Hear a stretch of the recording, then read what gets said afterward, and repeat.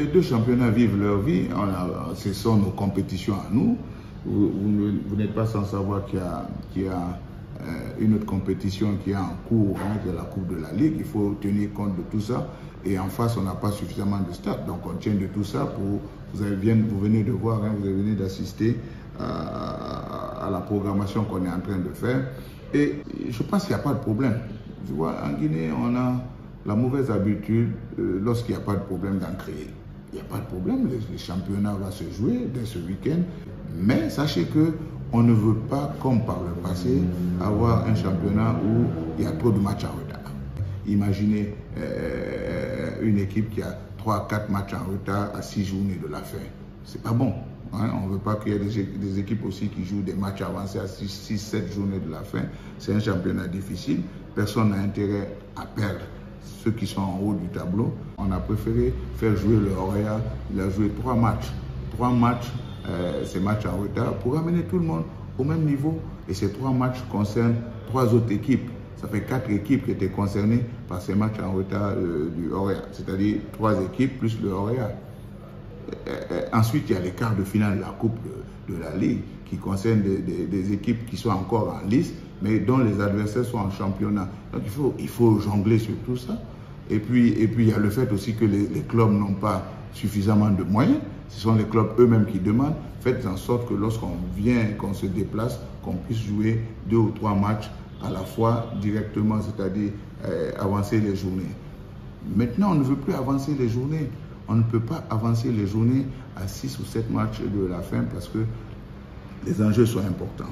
Maintenant, chacun peut dire qu'on a des problèmes financiers ou des problèmes. Chaque institution a ses problèmes. Il n'y a pas d'institution qui n'a pas de problème. Mais dire pour cela que le championnat est bloqué, un championnat qui est bien allé, qui roule bien, qui mène sa vie et qui est encore incertain. Moi, quand les présidents de club m'appellent pour me dire que c'est l'un des meilleurs championnats qu'on a eu depuis un bon moment, je suis content. Moi, je pense qu'il faudrait qu'on positive, qu'on joue la balle à terre, qu'on fasse en sorte que notre football soit bien vu. On est à la veille d'une grande mission de la FIFA. Il ne faudrait pas que quand la FIFA arrive, qu'il y ait des gros titres partout. Il y a des problèmes à la Fédé, il y a des problèmes à la Ligue, il y a des problèmes... Non, c'est pas ça. Il faut insister sur les bons côtés des choses. Un des bons côtés, c'est de dire, par exemple, en période de transition, avec 2 sponsors, on a pu faire rouler le ballon.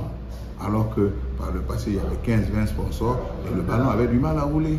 Donc, il y a des problèmes financiers. Le championnat va redémarrer, c'est notre championnat, n'est-ce pas? La trêve, c'est normal. Le mercato, ce sont eux qui décident. Il faut bien qu'à un moment de la saison, les joueurs se reposent, les staffs se reposent et les réflexions se fassent pour savoir qui il faut recruter, qui il faut transférer, qui il faut prêter. Ça s'appelle le mercato. On a fait un communiqué où on a donné une date de début et de fin de la trêve. Ce n'est pas parce qu'on a des problèmes financiers, c'est parce qu'il faut de la trêve. Et ça aide les clubs et nous sommes là pour les clubs. J'ai fait une conférence de presse. J'ai dit qu'on reçoit les finances pour organiser des compétitions. J'ai dit que un de nos objectifs était de mobiliser les ressources. Et à cet effet, le CONO et la Ligue ont obtenu de la FIFA la mobilisation des ressources pour organiser les compétitions. On a obtenu de l'ICOPRES de l'argent pour suivre le CILI national, pour financer le CILI national, pour financer la Ligue, pour financer les infrastructures. On a dit qu'on a eu de la LONAGUI, le financement pour faire la Coupe de la Ligue. Et les gens ne sont pas contents. Je comprends que notre conférence a surpris tout le monde parce qu'on a fait une conférence paisible, positive et pour orienter les gens vers l'intérêt du football guinéen. Vous devez nous aider. Quand il n'y a pas de problème, n'en créez pas ou bien ne soyez pas ceux par lesquels on va diffuser des mauvaises informations. Pendant que vous avez assisté à ma conférence de presse où je dis qu'on a obtenu des financements. Et c'est vrai qu'on a obtenu des financements. On a obtenu des financements pour la LONAGUI pour faire la Coupe de la Ligue. Elle se joue, on est au demi-finale bientôt. La deuxième division, qui l'a financée? Mais elle se joue. Et un des meilleurs championnats de deuxième division depuis quelques années. Il est très compétitif, ce championnat. Mais qui le finance? Il n'y a pas de sponsor, il n'y a pas de... C'est parce que le CONOR a fait des démarches envers la FIFA pour qu'elle nous donne un peu d'argent pour financer ces compétitions. On oublie que nous sommes en transition sportive et qu'on est sous perfusion financière. On ne reçoit pas les mêmes crédits qu'une fédération normalement élue.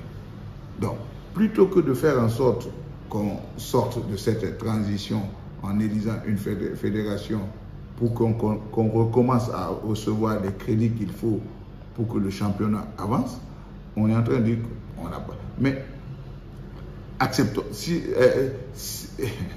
que je veux dire, si la Ligue n'a pas de moyens financiers, on ne doit pas s'en réjouir.